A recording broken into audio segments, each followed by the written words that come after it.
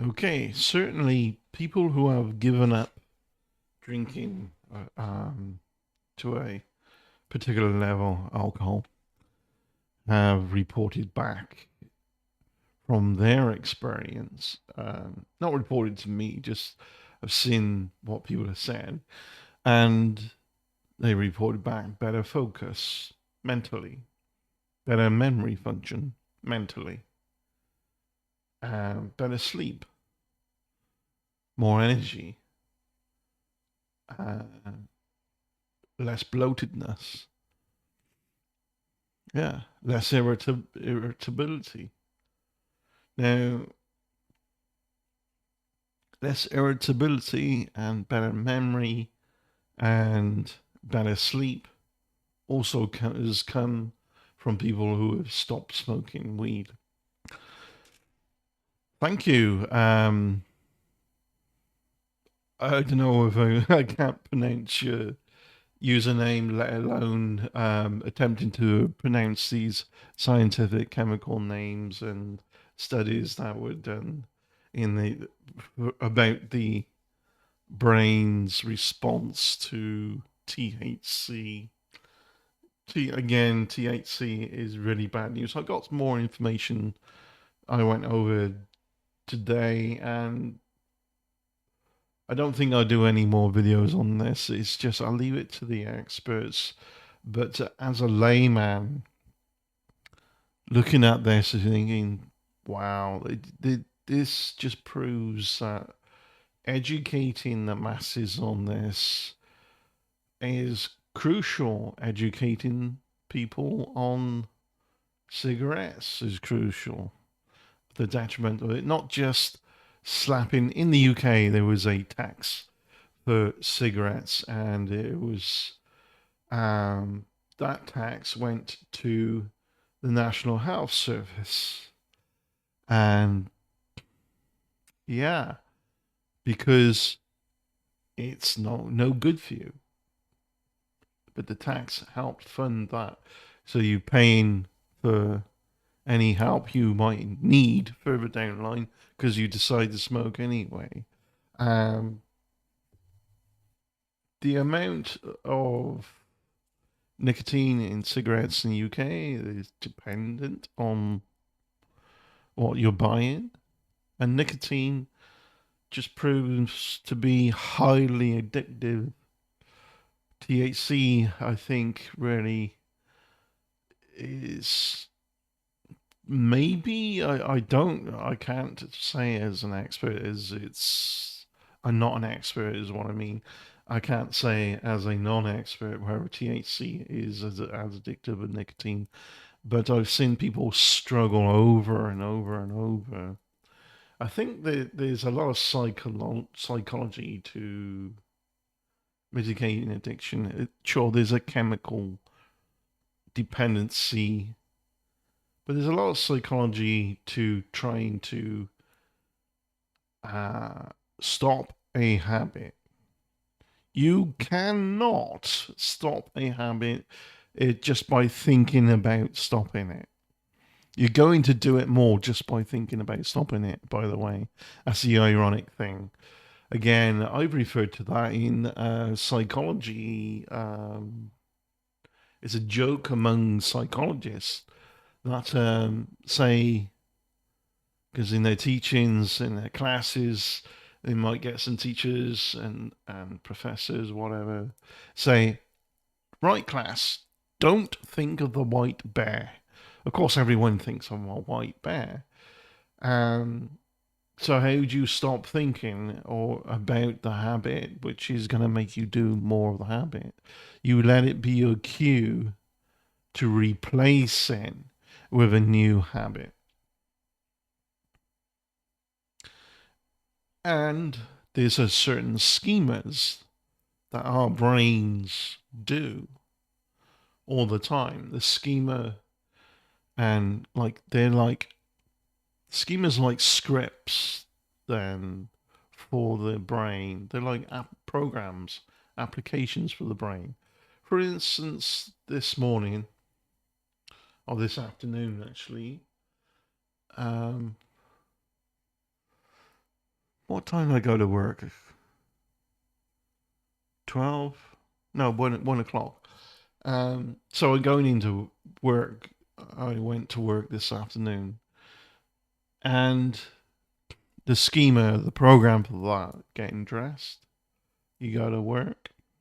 Um, I got dressed, showered, dressed, going to work. Got work clothes on. Come in. All this is done, done, done, done. Every time I go into work, it's a schema, a script, a program, clock in, and come down from where I clock in to the shop floor and see who needs help, customers. Ask the person in charge what we doing then. Is there anything to be passed on to me so I know what I'm doing, or is it just basic? Um, and sometimes I don't have to ask anyway because if there's boxes out the back and product being put out, I know the schema, the program starts running. Oh, help with the delivery, get it done. But I still might ask, what are we prioritizing from the delivery? All right. Now, habits that you try to stop are slotted in with these schemas. People socially drink with alcohol. Years ago, before the no smoking ban in the UK, people use it as a social thing. They go to a public bar and they would light someone up with a pint of beer, whatever their alcoholic beverage was, and it was just what they did. It became part of the application, the program that was running to enjoy their time. It's recreation, chilling out, having fun, socializing with other people, having a beverage, but smoking at the same time. So it's difficult for people to stop these habits out of the psychological programming because within the context, everything about the context, everything about what they're doing within a certain framework, a certain social event, whatever, reminds them of, oh, I want to light one up, I've smoked some weed, or I want that kind of alcoholic beverage, I want whatever it is, you kind of end up being dependent on, addicted to. So that's a purely psychological kind of thing. You feel like you're not doing something. You feel like it's a missing limb syndrome. I deliberately go outside without my mobile phone sometimes. Yeah, sure, it feels a bit awkward, but I like to do these experiments for myself to aid the neuroplasticity of my brain in order to aid my ability to adapt to new situations, particularly when I'm out there in a work environment where things can change really quickly if you've got a really arsy customer. But usually it's just an old schema. But how do you wake somebody up, get them to really, really focus on what's going on around them at all, right?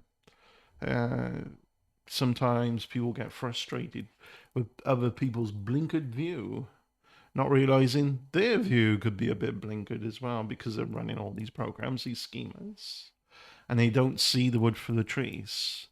When you're driving a car to work, maybe you feel like the car just almost seems to know its own way. But what's happening is you're so switched off from conscious alertness because it's a learned muscle memory sort of event. You know exactly what to do, what you're doing, and when and where and why. It's just so boring. And But then what if there's a road accident just up ahead? Suddenly, whoa, you don't remember this being part of your program, schema, whatever. So you have to suddenly pay attention. People dress in certain particular ways that uh, there's dress codes among certain behaviors of certain types of people, and people are a bit more thuggish, tend to wear darker clothes. People are a bit more liberal, light, lighter mood, happier mood about the world, tend to wear lighter colors. I looked at the colors I got. I'd wanted to have some brighter colors, so I put some reds in in my clothing, and I realized that I didn't have much patterning going on, but I have a lot of grays. This gray, um, not sure what that necessarily says, but I have grays, whites, dark greens, reds. Yeah, I do want to brighten things up a little bit there as well, but how do I do that? How do I feel comfortable with that? Because the schema is of the whole bigger picture is normally you're equating to like neon tops or whatever to more sporty, going to the gym. Now I used to train at the gym, at a gym regularly, and I can remember people at the gym were wearing some nice bright. You get some lines, perhaps some patterns on some of the tops, and it'd be neon colors or energetic colors. We all run a schema. Um, yeah, I want to look at that because there's a lot to be said about that. That people's habits, um, and what they're doing, what their addictions fit into these behaviors and social constructs where it's more acceptable within their bubble of that social construct. And other people from the outside looking in, going, nodding their heads, why do you smoke this? Why do you drink this? This is, you know. And also, I think younger generation now doesn't really want to drink that much in alcohol as far as the UK culture is going. And the UK has a steadfast drinking culture, but you also see the pub culture not adapting, not changing, and dying out because it's not knowing how to adapt to that which is like people come into a public bar and have a non-alcoholic beer, that beer, whatever. I won't, but I'll have. I don't like beer, I like ciders. But the point there is again, there's all these schemas, and if we don't do these things that enable our neuroplasticity to kick in, we're stuck. We're stagnant. Operative word, which made me think. Stagnant. Interesting. Old habits that are detrimental and within a boring routine. It was great to have the buzz, but then the buzz disappears and the brain atrophies and becomes used to things. But buzz is the buzz, the novelty, and good feeling about something different happens when things are novel, when things are different outside of the schema, the programming. So, whatever this username is, is it even okay? Zem Lekkas. Um, my apologies. I'm not trying to be rude, but it's just it's a long username and it's like a dash NW6XJ at the end of it. It's a kind of a bit like the equations and things and uh, stuff that I was in the article that I was reading for the previous video about uh, this a scientific take on THC. But a lot of the sciencey stuff out there, the papers are agreeing that it's not too good. But then there's new takes on which balance is ideal in the present THC with CBD. CBD, along with completely forget. I mean, years ago, I had somebody who was doing the science on these things, communicating with them via the internet because there was other subjects they communicated with me with. They got down that lane and they was talking about all these, so many other things within this plant that are actually beneficial. But things like CBD and a plethora of other things have antipsychotic properties. Again, nature or biology naturally selects the best uh, the best breeding for its environment, which is why biologically our bodies can use for instance, egg yolk to process cholesterol. It's very rich in cholesterol. And the egg white can be used to lower cholesterol. In a chicken egg, you got the albumin and the egg yolk. Our natural selection dictated that we can do that with that ingredients. Evolution. Those that didn't and could only process perhaps the cholesterol lowering or the other, only one or the other, well, they're not going to survive too good. You bring the cholesterol all the way down, then you got a problem. And not that we only get cholesterol from eggs, but where I'm going that you got a problem with that because your hormones are made out of cholesterol. Yeah, cholesterol is like a main ingredient once it's processed. You get all this other complexity going on, which processes things like female hormones, estrogen or estrogen, however you pronounce it, and testosterone. Testosterone converts to estrogen, by the way, which is a lot of people don't realize that. The presence of a enzyme called aromatase, which is natural. If there's too much testosterone in the body, it would naturally break it down into um, the other estrogen. Now, bodybuilders use aromatase blockers as well. They're called estrogen blockers, but it's mitigating the estrogen being converted or testosterone being converted.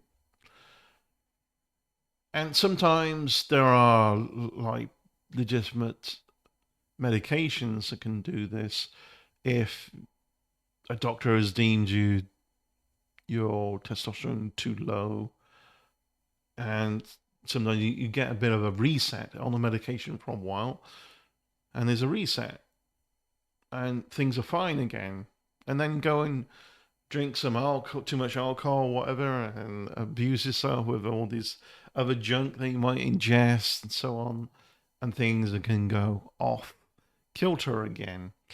Um, Certainly, low testosterone is rife among alcoholics. Um, low testosterone happens when you have a lot of body fat that's being diminished if you're losing weight, which can be a bit of a kicker because it raises the aromatase that converts testosterone to estrogen, which also causes the body to hold on to certain fats. So this is why some people plateau. Um, Not entirely. It's a bit more complicated than that because everyone's metabolism is a bit different. But stagnation because of addiction and people going to a public bar. And the public bar I normally go to, I'm looking for to go somewhere else because that's become kind of stagnant. The best people who made the best atmosphere during the daytime times I would go there. I don't do nightlife because screw that. Because that was just boring. Everyone was trying to outdo each other. What it's like now, I don't really want to know because I found also you could meet some really intelligent people in the daytime drinking, which is why I carried on going. That was a novelty for me. Um, and still is if I can find it. But now the place where I was going is, but I'm habitually going there still occasionally. But I need to find the habit to look for somewhere else. And yeah, I will. Not I would have tomorrow, but uh, finances I save a bit. Not working tomorrow, but it's also my birthday tomorrow.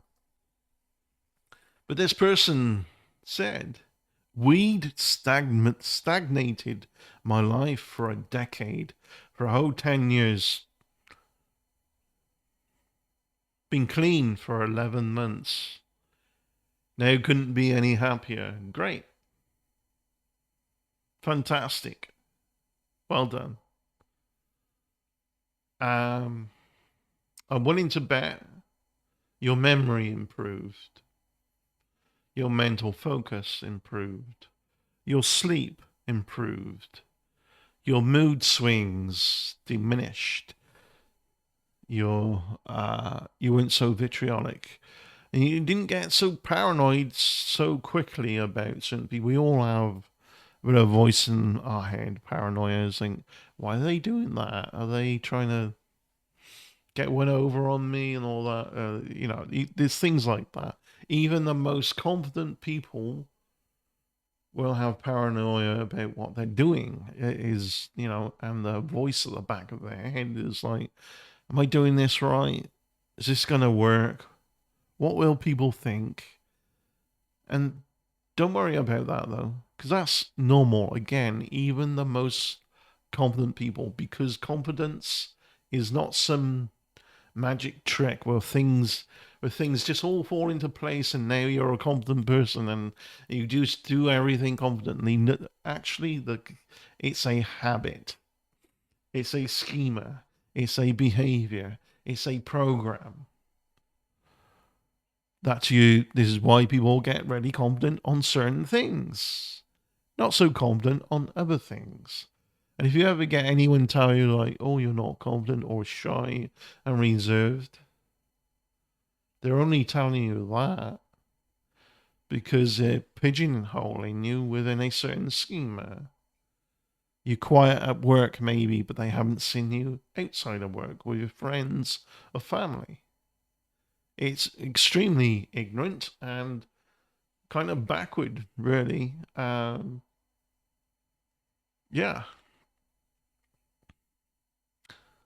think about that. You do you the way you can, in a way that improves you for you. Don't go running other people's schemas because all you're doing is borrowing their own problems. Uh, yeah, sort of. That's a whole other video, perhaps. Again, Weed stagnated my life for a decade, is what this person said. Been clean for 11 months. Now couldn't be happier again. Seriously, well done. One individual called Mr. Black Wolf, that's his avatar name. There's no way he's gonna stop smoking weed. And it has actually fried his brains. He's completely vitriolic, has a bad memory, keeps repeating the same paranoid crap about others, and none of it's true. And he is incredibly backward, vitriolic, nasty, slates other people about how they look when he's the one who's not confident enough to go on camera, but he does YouTube content anyway. Yeah. And the lack of creativity is phenomenal. And I guarantee by now, by 11 months in, I would say this person that's said this, put this comment underneath my previous video. I'm going to go out on a limb and say you probably feel like even your creativity is something that has been reawakened, like it was asleep. It couldn't be bothered. And it's not like your creativity improved, it's just come switched on back on again. And now you feel like you need to perhaps do some things that are a bit creative, whatever your favorite things are in life.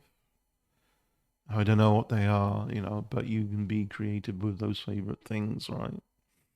Thank you for watching. Peace out. Take care. And I look forward to doing another video soon. Bye.